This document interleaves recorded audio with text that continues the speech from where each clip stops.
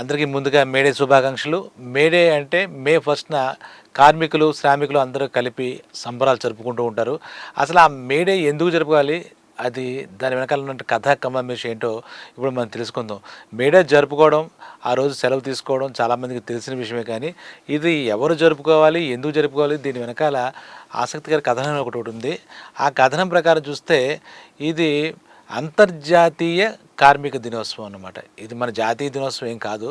అంతర్జాతీయ కార్మిక దినోత్సవంగా దీన్ని చెప్పుకోవాలన్నమాట. ఇందులో ఏంటంటే ఒకప్పటి నుంచి కూడా అంటే 3 శతాబ్దాల క్రితం నుంచి అంటే 19, 20, 21 శతాబ్దాల నుంచి కూడా శ్రామికులని దోపిడీ అంటే వాళ్ళ పని దోపిడీ, వాళ్ళ శ్రమ దోపిడీ అంటే ఒక్కొక్కళ్ళని గనుల్లో కానీ ఇంకో చోట కానీ కార్మికులు ఎవరైనా సరే పనిచేస్తే గంటల కొద్దీ వాళ్ళ చేత పని చేయించేవారు. ఆ తత్వం ఇప్పటికే చాలా దేశాల్లో ఉందన్నమాట. ఒక మనిషి ఎన్ని గంటలు విశ్రాంతి తీసుకోవాలి, ఎన్ని గంటలు రిలాక్స్ అవ్వాలి, అలాగే ఎన్ని గంటలు పడుకోవాలి, ఎన్ని గంటలు పని చేయాలి అనే దానికి మన శరీర నిర్మాణంలో ఒక ఉంటుంది. దానికి విరుద్ధంగా వాడు 18 గంటలు పని చేయించేసుకోవడం, 16 గంటలు బలవంతంగా. అలాగా పెట్టుబడిదారుల దోపిడీ ఆ టైంలో మొత్తం అన్ని ఖండాల్లోనూ ముఖ్యంగా యూరోప్ ఖండంలో అలాగే అన్ని చోట్ల ఉంటూ ఉండేదన్నమాట. అమెరికాలో కానీ, బ్రిటన్లో కానీ, ఆస్ట్రేలియాలో కానీ ఎక్కడ తీసుకున్నా సరే పని దోపిడీ, శ్రమ దోపిడీ మనకి ఖచ్చితంగా కనపడుతూ ఉండేది.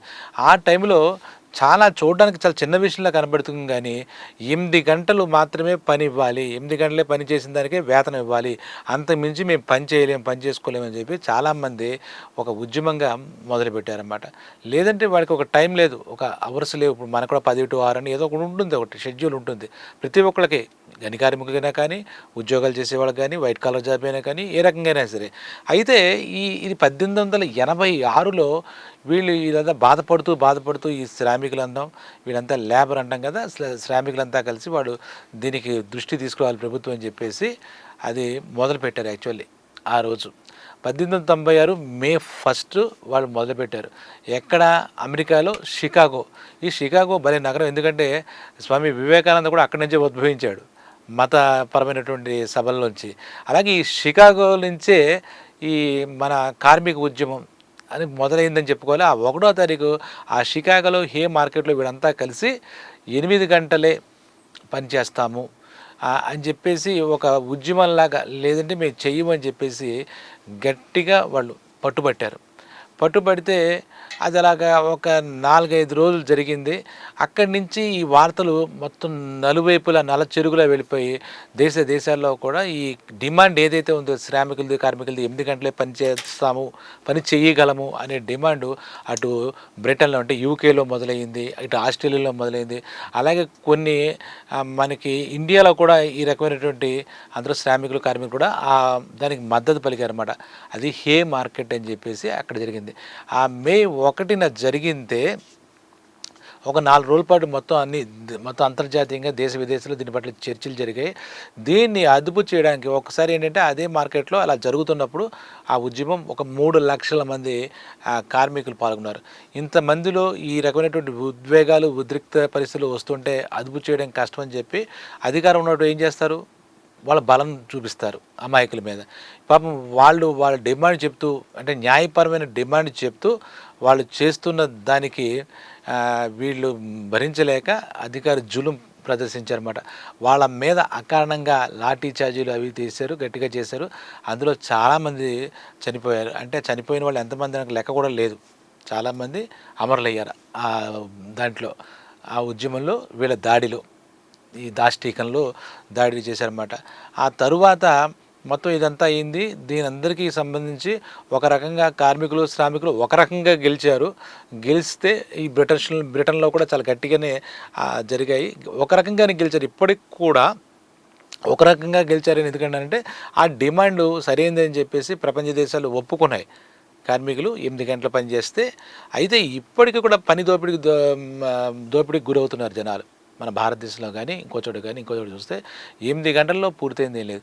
అదీగాక మనం చాలా డబ్బులు ఎక్కువ సంపాదిస్తున్నారు, సులభంగా సంపాదిస్తున్నారు, సాఫ్ట్వేర్ పీపుల్లో కూడా కొంత అత్యంత మేధావులు, వాళ్ళు బుర్రతో పనిచేయాలి. శ్రామికులు అంటే శారీరక శ్రమ ఉపయోగించి చేయడం కొంతమంది అయితే, మానసికంగా శ్రమతో చేసేవాళ్ళు కొంతమంది. ఈ సాఫ్ట్వేర్ ఉద్యోగస్తులు 12 గంటలు చేయొచ్చు, 18 గంటలు పనిచేయచ్చు అని చెప్పి కొంతమంది సంస్థల అధినేతలు పెద్ద పెద్ద కంపెనీలు అది నారాయణమూర్తి గారు లాంటి వాళ్ళు అనడం, అనేక వివాదాలకు గురి అవ్వడం. ఏంటంటే మనిషి ఏ రకంగా 8 గంటల కన్నా పని చేయలేడు. అందుకే ప్రతి చోట గవర్నమెంట్ ఆఫీసుల్లో కానీ ఇప్పటికీ ఆ సూత్రమే అమలవుతుంది. ఎప్పుడైనా ఎమర్జెన్సీ లాంటి పరిస్థితులు వస్తే తప్పితే మామూలుగా ఉదయం 9 to 6 కానీ, అలాగే 10 to 7 కానీ, అలాగా 8 గంటలు పెట్టుకోవడం. ఆ తర్వాత ఏదైనా ప్రత్యేక పరిస్థితుల్లో, విపత్కర పరిస్థితుల్లో ఇంకో 2 గంటలు పనిచేసినా దానికి తగిన ఓవర్ టైమ్గా చేశారు కాబట్టి వీళ్ళకి చెల్లించడం జరుగుతుంది. అది కూడా కొన్ని వేళల్లో కొన్ని పరిస్థితుల్లో మినహాయింపులు ఉన్నాయి. దానికి ఇంతకీ ఏం చెప్పారంటే ఆ నియమం అప్పటి నుంచి ఈ కార్మికులు సాధించిన నైతిక విజయంగా భావించి మే 1వ తారీఖు ప్రతి సంవత్సరం మే 1వ తారీఖు ఆ ఉద్యమానికి గుర్తుగా ఆ రోజు బలైనటువంటి అమరవీరులను గుర్తు చేసుకుంటూ స్మరించుకుంటూ 8 గంటల పనిదినం ఆల్మోస్ట్ అన్ని దేశాల్లో, ప్రపంచ దేశాలన్నింటిలోకి అమల్లోకి వచ్చింది. ఆచరణలో కొన్ని చోట్ల లేదని చెప్పుకున్నాం కానీ 99% అమల్లోకి వచ్చింది. ఆ రోజు జరిగిన సంఘటనకి దానికి గుర్తుగా ఒక మేడేను జరుపుకుందామని చెప్పి చేశారన్నమాట. ఈరోజు ఏం చేస్తారంటే ముఖ్యంగా ఒక విషయాన్ని గమనించవచ్చు. ఈ మేడే ప్రపంచ దేశాలన్నీ సెలవుగా ప్రకటించి కార్మికులందరూ వాళ్ళంతా కలిసిమెలిసి ఈ సంబరాలు జరుపుకుంటారన్నమాట. మాకు ఇది దొరికింది, మేము చేసామని చెప్పేసి. దీంట్లో ఏంటంటే కమ్యూనిస్టులు వాళ్ళకి అన్వయించుకుని ఈ ఉద్యమాల్లో కొన్నిట్లో వాళ్ళు పాల్గొన్నట్టుగా ఈ కొన్ని దేశాల్లో ఏంటంటే ఆ ఎర్ర జెండాలు ఎగరేసి, అంటే శ్రామిక శక్తి, కార్మిక శక్తికి ఆ ప్రతీక అంటే ఎరుపు రంగు వాళ్ళు తీసుకుంటారు అన్నమాట, రక్తం చిందిస్తాం అన్నట్టుగా. ఆ శ్రామికులు, కార్మికులు ఇక్కడ మన భారతదేశంలో కూడా కమ్యూనిస్టు పార్టీ నాయకులు మేడేని సెలబ్రేట్ చేసుకుంటే జెండాలు కట్టి అలాగా కొంతమందిని తలుచుకుని ఆ కమ్యూనిస్ట్ నాయకుల్ని వాళ్ళు మేడే దినోత్సవం చేస్తారన్నమాట. అన్ని చోట్ల మేడే, ఆ మే 1 కాబట్టి మే డే అని మాట్లాడుకుంటున్నా కూడా అమెరికాలో మటుకు ఈ మే 1 నాడు మే డే అని కాకుండా లాయల్టీ డే అనే ఇంకో పేరుతో దీన్ని సెలబ్రేట్ చేసుకుంటారు. సెలబ్రేట్ ఇన్ ద సెన్స్ ఇది ఒక రకమైన సక్సెస్సే కాబట్టి శ్రమ దోపిడీ కాకుండా వాళ్ళ నిజమైన హక్కు వాళ్ళు సాధించుకున్నారు. లేదంటే అలాగే సాగుతూ ఉండేది మా అప్పటి నుంచి ఇప్పటిదాకా. ఏ దేశంలో చూసినా ఈ రకమైనటువంటి జనాల నుంచి శ్రమ దోపిడీ జరిగేది, ఇంకా వివక్షతకు గురయ్యేవారు. చాలా పెద్ద సమస్యకి ఆ రోజు మనకి ఫుల్ స్టాప్ పడిందని చెప్పాలి.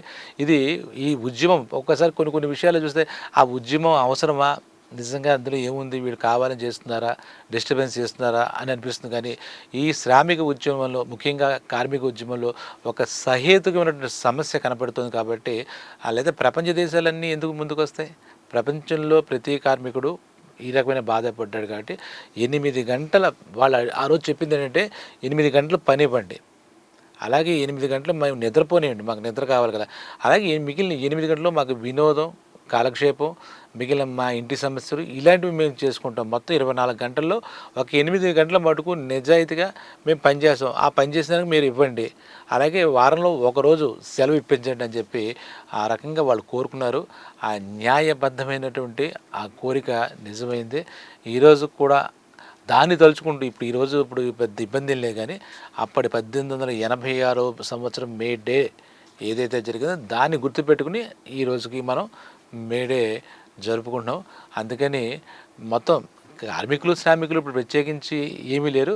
నిజంగా పొలాల్లో కూలీలు, అడ్డాల్లో కూలీలు అంటే అఫ్కోర్స్ మొన్న ఇటీవల పవన్ కళ్యాణ్ గారు ఒక మాట కూలీ అనే పదం ఎందుకో కూడా కొంచెం ఇబ్బందిగా ఉంది. వాళ్ళు కూడా రైతు కార్మికులు, రైతు శ్రామికులు, పొలం కార్మికులు, శ్రామికులు అని పిలవచ్చు కదా. ఈ కూలీ పదం అనేసరికి కొంచెం చులకన భావం వ్యక్తం అవుతుందని చెప్పారు. కాబట్టి అలాంటి శ్రామికులకి ఈ మేడేలు ఏం తెలియవు. వాళ్ళు రేపు వాళ్ళకి సెలవులు ఏమి ఉండవు, వాళ్ళు అన్ని పనులు చేసుకోవాలి. రాళ్ళు కొట్టే కార్మికులు కానీ, వాళ్ళ జీవితాల్లో 8 గంటలే ఉంటుంది, ఎక్కడ పని ఉంటే అక్కడికి వెళ్ళాలి.